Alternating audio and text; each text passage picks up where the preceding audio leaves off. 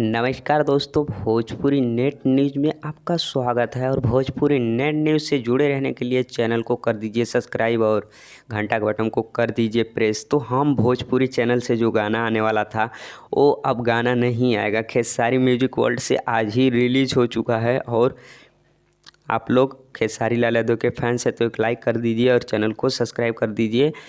तो आज हम बात करने वाले हैं कतहीं लगा ले लूँ।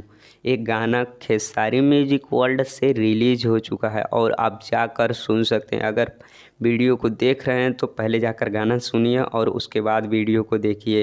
ये हम भोजपुरी चैनल से रिलीज नहीं हुआ है, आज खेसारी म्यूजिक वर्ल्ड चैनल से रिलीज हुआ है। और एक गाना बहुत ही सैड सॉन्ग है जो कि रुला देने वाला ये सैड सॉन्ग है।